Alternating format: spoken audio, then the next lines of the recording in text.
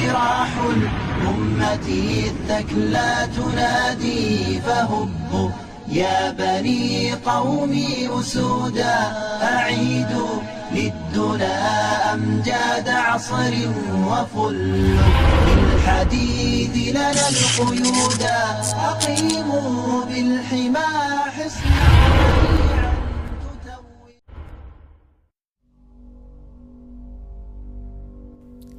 Menyimak kisah Bani Israel di masa lalu kadang bikin kita kasihan, tetapi jika kita melihat tingkah laku mereka, kadang bikin kita jengkel, greget, serasa pengen gigit batu bata.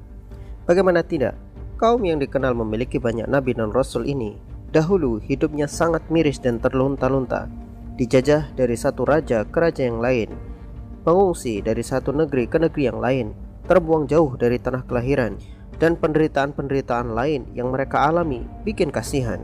Tetapi di sisi lain, semua penderitaan yang mereka dapat adalah hasil dari sifat dan watak mereka yang terkenal pembangkang lagi ngeyel.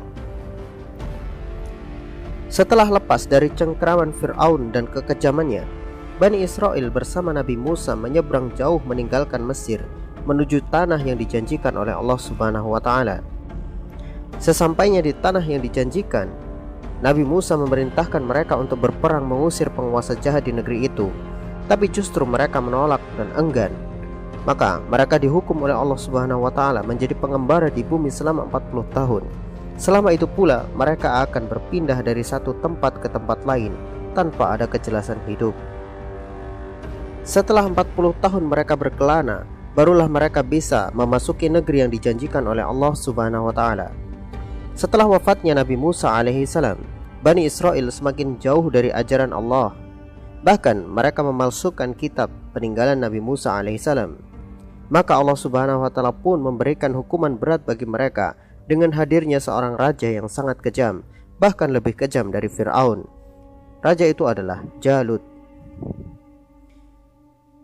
Sahabat-sahabatku yang dimuliakan oleh Allah, berhati-hatilah dalam berbicara tentang Bani Israel. Jangan pernah mengatakan Israel laknatullah. Ingat baik-baik perkataan saya. Israel atau Israel itu nama lain dari Nabi Yakub. Yang benar adalah Yahudi laknatullah. Jangan pula mengatakan Bani Israel adalah bangsa pilihan atau bangsa terpilih dan lain-lain, yang seolah-olah Anda mengatakan mereka itu diistimewakan oleh Allah Subhanahu wa Ta'ala. Dengan dalih surat Al-Baqarah ayat ke-47 yang Allah Subhanahu wa Ta'ala firmankan, sesungguhnya aku telah mengistimewakan kalian di atas alam semesta. Sebelum mengatakan hal itu, Anda perlu membaca tafsirnya. Apa maksud ayat tersebut? Maksud ayat tersebut adalah mengingatkan Bani Israel tentang masa lalu mereka, tentang sejarah nenek moyang mereka yang telah Allah Subhanahu wa Ta'ala muliakan mereka, dan Allah berikan banyak keutamaan bagi mereka di zaman itu, yaitu di zaman para nabi dan para rasul sebelum Nabi Muhammad SAW diutus. Jadi ayat itu maksudnya mengingatkan Bani Israel tentang masa lalu mereka. Mereka dimuliakan di masa lalu. Ingat baik-baik, masa lalu. Lalu timbul sebuah pertanyaan, apakah hari ini Bani Israel Allah berikan keistimewaan? Jawabannya jelas. Kita bisa menjawab, bagaimana mungkin kaum yang mengingkari Nabi terakhir dan kitabnya serta membuat kerusakan di bumi Palestina akan dimuliakan oleh Allah Subhanahu wa Ta'ala? Itu adalah hal yang paling mustahil.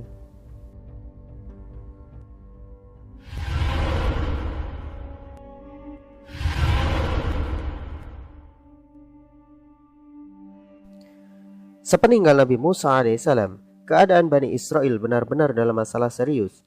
Hadirnya raja jahat bernama Jalut menjadi siksaan yang sangat menghinakan bagi Bani Israel. Mereka benar-benar mengalami penindasan yang sangat memalukan. Terlebih lagi, peti tabut yang berisi peninggalan keluarga Musa dan Harun berhasil direbut oleh Jalut dari Bani Israel. Padahal peti itu adalah salah satu benda yang isinya membuat rasa tentram di hati Bani Israel. Direbutnya tabut dari Bani Israel oleh Jalut adalah sisi lain dari kehinaan bagi Bani Israel di masa itu. Maka berkumpullah seluruh pembesar Bani Israel untuk mengadukan nasib mereka kepada Nabi Syamuel. Mereka pun meminta agar Nabi Syamuel berdoa kepada Allah Subhanahu wa Ta'ala untuk menunjuk satu raja dari mereka dan memimpin perang melawan kekejaman Jalut. Hal ini Allah Subhanahu wa Ta'ala terangkan di dalam ayatnya. Tidakkah kamu melihat terhadap pembesar-pembesar Bani Israel setelah sepeninggal Musa, ketika mereka berkata kepada nabi mereka, angkatlah bagi kami seorang raja agar kami bisa berperang di jalan Allah. Nabi itu pun berkata, apakah mungkin kalian sanggup jika diwajibkan berperang atas kalian, kemudian kalian memilih tidak berperang? Mereka menjawab, tidak ada alasan bagi kami untuk tidak berperang di jalan Allah, sedangkan kami telah diusir dari tempat tinggal kami dan rumah-rumah kami. Dan ketika perang itu pun diwajibkan atas mereka, mereka pun berpaling darinya kecuali hanya sedikit. Dan Allah Maha mengetahui atas orang-orang yang zalim. Maka Allah kemudian memberikan petunjuk kepada Nabi Syamuel bahwa Allah telah mengangkat seorang pemuda yang gagah dan cerdas bernama Talut sebagai raja Bani Israel, sebagaimana dijelaskan di dalam Al-Quran. Dan berkatalah nabi mereka, sesungguhnya Allah telah mengangkat Talut sebagai raja. Mereka pun menjawab, bagaimana bisa dia menjadi raja, padahal kami lebih pantas dari dia untuk menjadi seorang raja. Dia juga tidak mempunyai harta yang banyak. Nabi itu pun berkata, sesungguhnya Allah telah memuliakan dia atas kalian, dan Allah lebihkan ia dalam kemampuan ilmu pengetahuan yang luas dan fisik yang kuat.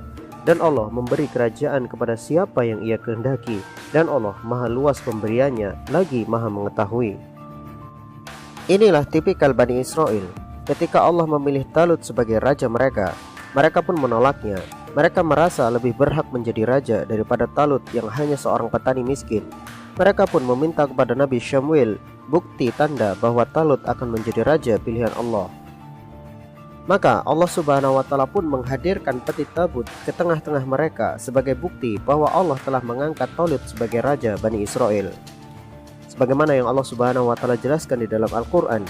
Dan berkatalah nabi mereka, sesungguhnya tanda ia akan menjadi raja adalah datangnya tabut kepada kalian, yang di dalamnya terdapat ketenangan dari Tuhan kalian, dan sisa peninggalan keluarga Musa dan Harun yang dibawa oleh malaikat. Sesungguhnya pada hal itu semua ada tanda kekuasaan Allah jika kamu orang-orang yang beriman. Hadirnya tabut di sisi Bani Israel adalah bukti nyata Allah telah memilih Talut sebagai raja. Maka dengan terpilihnya raja yang baru bagi Bani Israel, konsekuensi selanjutnya bagi mereka adalah berperang melawan pasukan Jalut. Namun ternyata banyak dari mereka yang enggan untuk berperang.